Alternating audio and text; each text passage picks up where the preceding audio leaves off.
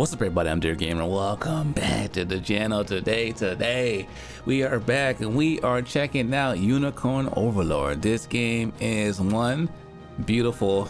It plays in the nostalgia of the games I grew up with, and three, the combat is just so exciting to play. So we're gonna dive into it. Shout out to Atlas for sponsoring this video. I'm excited to bring this game to you as I've grown up playing Atlas games in my childhood. This is for the masterminds that brought you 13 Sentinels, Odin's Spear, and Dragon's Crown. Atlas and Vanillaware present the rebirth of the tactical RPG. There's some background. In this game, you're gonna fight against fate to embark on an adventure to regain your regime with some trusty allies you pick up along the way. If you just sit back and look at the game, you can just tell by the set, it plays homage to the old school 16 by 32-bit RPGs.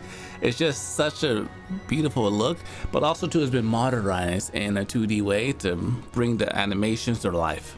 Unicorn Overlord is going to give you like 40 to 50 hours worth of gameplay, and it's available on Nintendo Switch, Xbox S and X, PS5, and PS4, only on digital for PS4. You can play the demo right now and test the game out.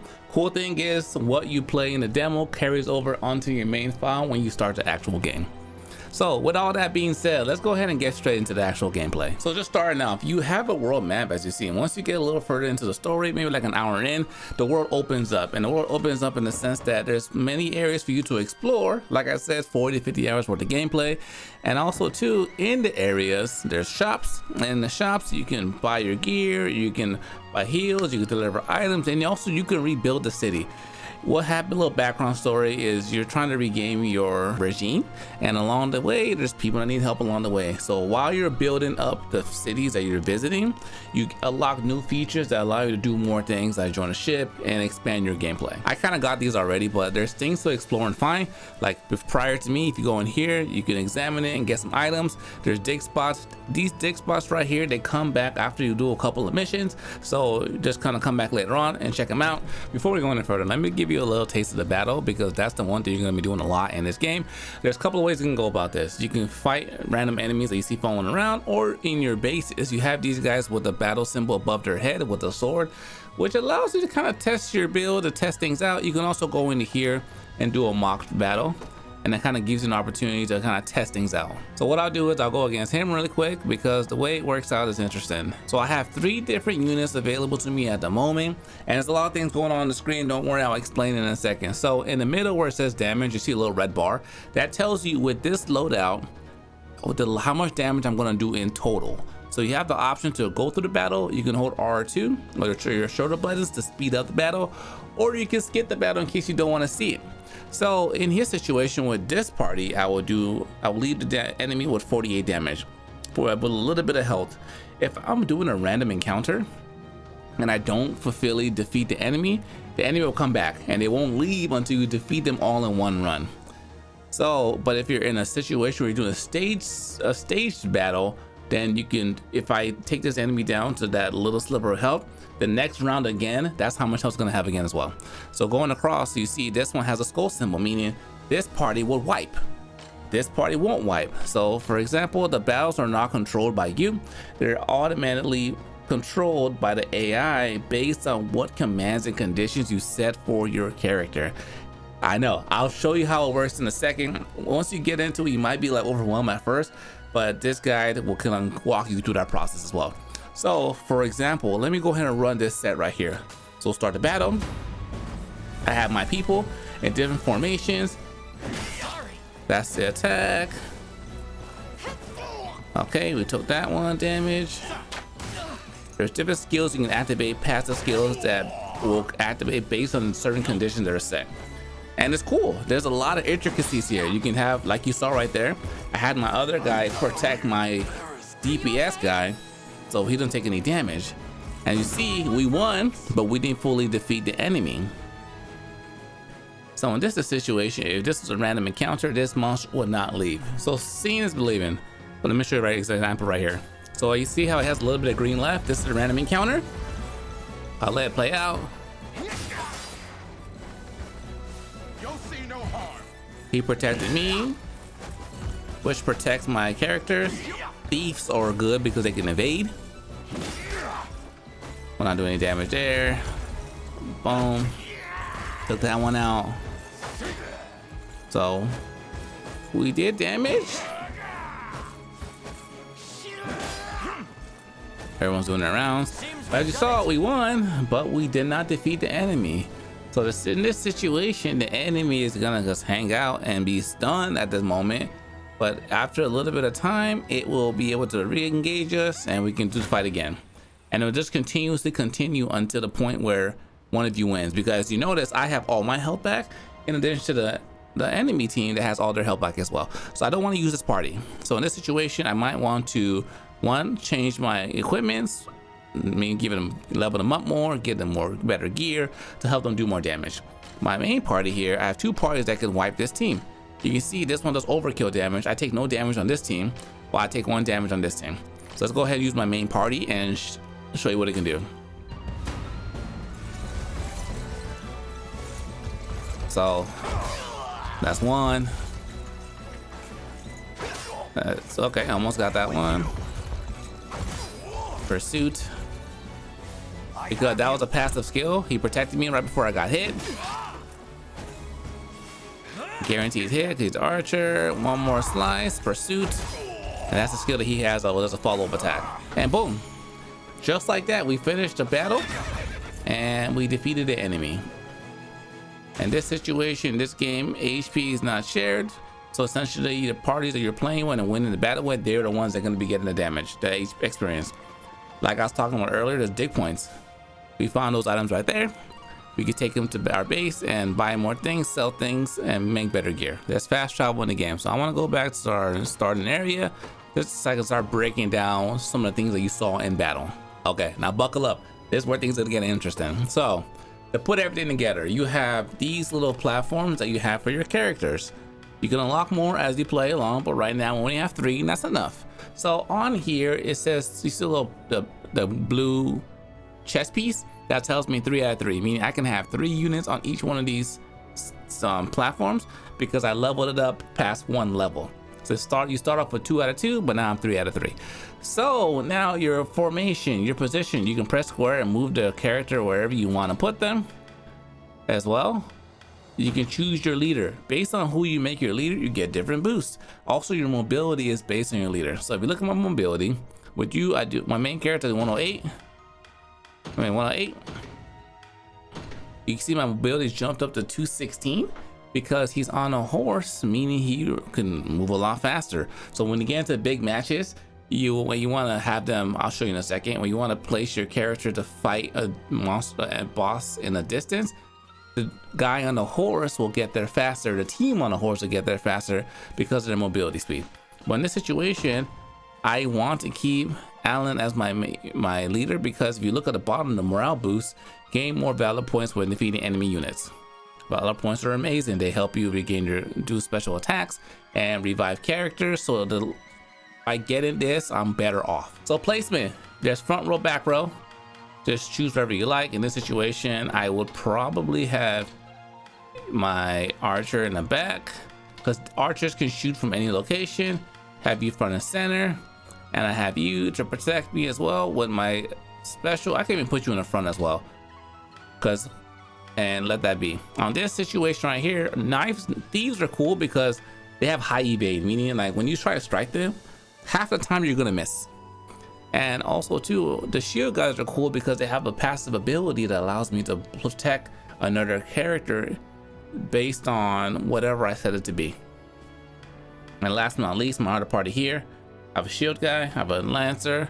Cool thing about lancers, they can hit in the whole column forward, the whole row column, in each column, and you can tell them prioritize a specific column. And my man over here, my gladiator, he's cool because he can hit in the whole rows. So I can say focus on the front row, focus on the back row, focus on the row that has the most amount of enemies, so I'm maximizing my actual damage.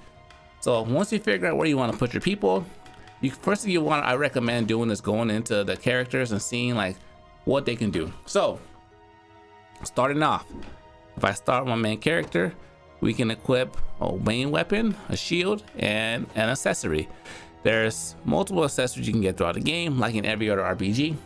And you want to just equip the one that makes your build stronger. If you're a DPS, equip accessory to increase your physical attack. If you're like if it's a situation where archers get a guaranteed hit, I wouldn't increase anything that increases their accessory, their accuracy because they're always gonna hit. So now when it gets down here, this is where it gets truly expansive, and you can customize your playstyle however you like. So lean edge, this is my attacking skill. I can change whatever order I want. I can take that off. I want to give an attack. I have a new skill. I can put different tactics. So lean edge is my attacking skill. It tells you on the bottom. Attack a single enemy, recovers 25% of HP if the attack hits. Recover 25% of HP if the target is defeated.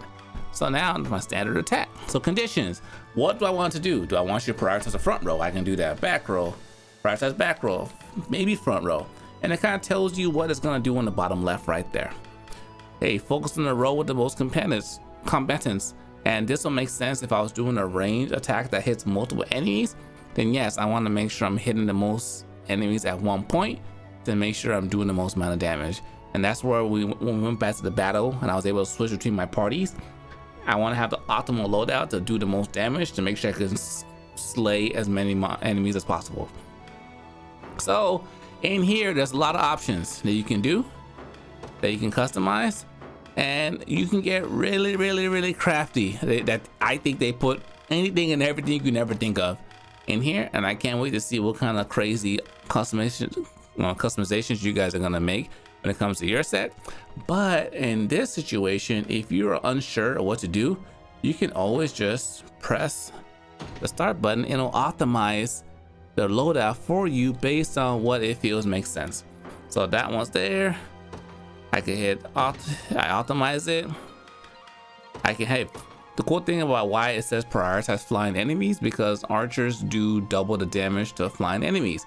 So if I was in a combination with a flying enemy, a tank, and a thief, it would prioritize hitting the flying enemy first, then it will hit every single thing else. So as far as customization, this is the kind of loadout I'm working with. My loadout starts in a couple different levels. I would always start it here and figure out, cool, all right, what do I have here? I have my main attacker. You can protect me, I can protect you, and you will always hit. So your protector will always hit. In this party, you have a chance to dodge. They have a chance to miss you, 50% of a chance. You can protect, you can do damage the whole row. This one, this is my DPS squad. Let's get over here. You could take out the whole row, you could defend her, and also she heals as well, and he heals afterwards. So that's where it gets really crafty, identifying like, what kind of party makes sense for your character based on what you currently have. In this game as well, you also have the ability to hire people if you want to add them to your party. So go over here, hire, and when I want to hire some hunters, I pick it, I can choose a name, but also too, I can choose their growth type, and it tells you how they will grow over time. So do I want an offensive guide, and I pick offensive. Then next one's defensive, precise. Cool thing about this, increase my accuracy, lucky, increase my evasion. So if you want a thief that make sure you never get hit, then you might want to get that. Also too, I can choose keen, which increases my crit rate, which is cool, and you can stack it, and they do stack. So now I'll get 5 points to my crit rate. That makes sure I do critical damage. If you know, in most games you want to do critical damage because that's where you get your main damage. So then after that, you just change hair color, accents, voices, and you just hire the hunter. You can also dismiss them if you want. You don't have to use all of them in your party. When it goes to your actual party, it tells you how many you have. You can have a total of 64. I don't think it shows it on here. It might show it in here. But 64, my limit, my merchant limit. So right now I just have one additional one. So you can get creative. You're not limited to how many you can have. So let me go ahead and show you one of the stage fights so you can kind of see it in action. I won't show the whole fight, but just a little bit so you kind of get an idea of what you're working with. So going in here, it tells me enemy levels, enemies I'm going to be going against. So now let's start it. And this is where it differs. You call that excavation? So now everything's moving. If you see the time limit right there, I can pause the time limit. So time limit is paused, meaning I can slow down, think about what I want to do. These are all enemies. Ultimately, I want to take out this base right here. I'll kind of explain how battle works. So one, you have multiple, you can bring out all your parties at once, and you can have them focusing on different things. I could have a team focus on these, another team here, another team pursuing here. I also have an option to make sure I just have everybody working together and just mob through as a whole unit. So in this situation, I'm gonna deploy all 3 of my units. They will be ours. Just bring them all out. They will know what hit them. And we are ready to go. I can just press X and highlight whoever I want. Now I say, what do I want to do? Let's we're gonna fight you anyway because you're gonna run into us. So let's just go ahead and take out this watchtower, because this watchtower gives them special effects that will make it very annoying. So move. Since all my parties are right next to each other, I could choose who I want to use. As you can see, we're gonna take some damage, except with this one.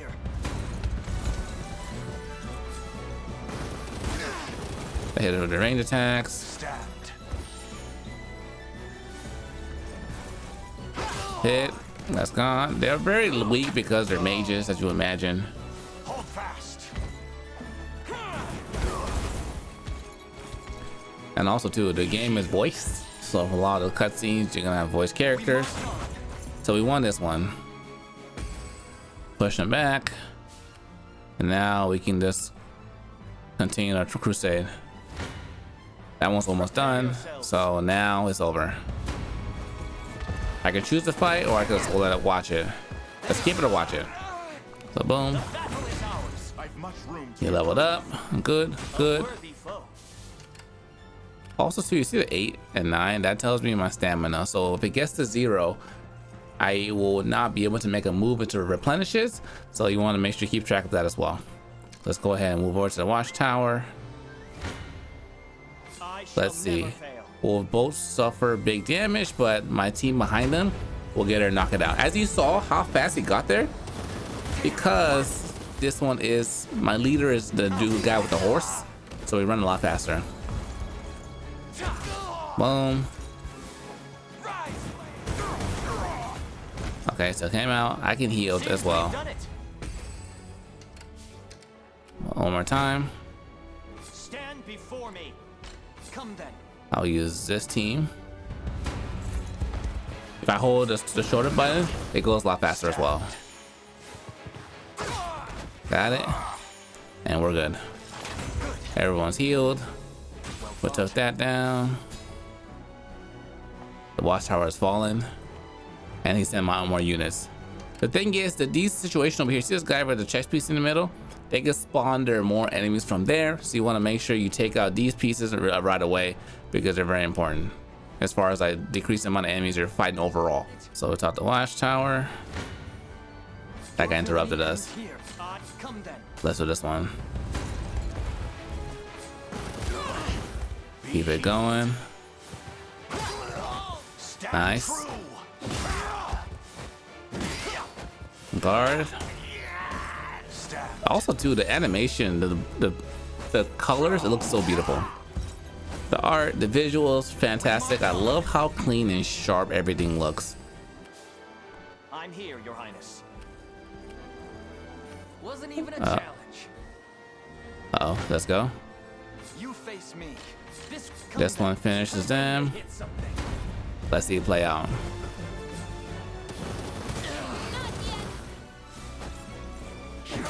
Bam.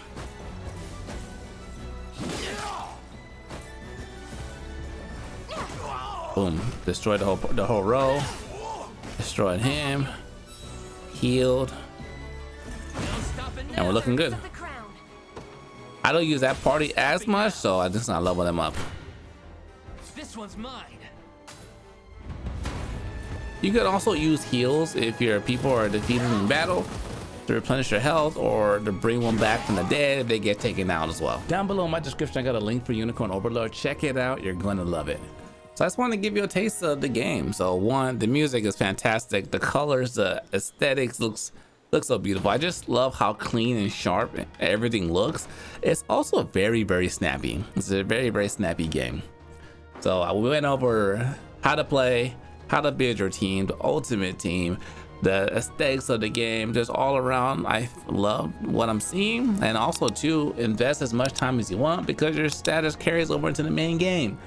But everyone, thanks for watching. Atlas again, thanks for sponsoring the video. I appreciate support. If you're new to the channel, make sure you subscribe. If you like the video, give it a thumbs up.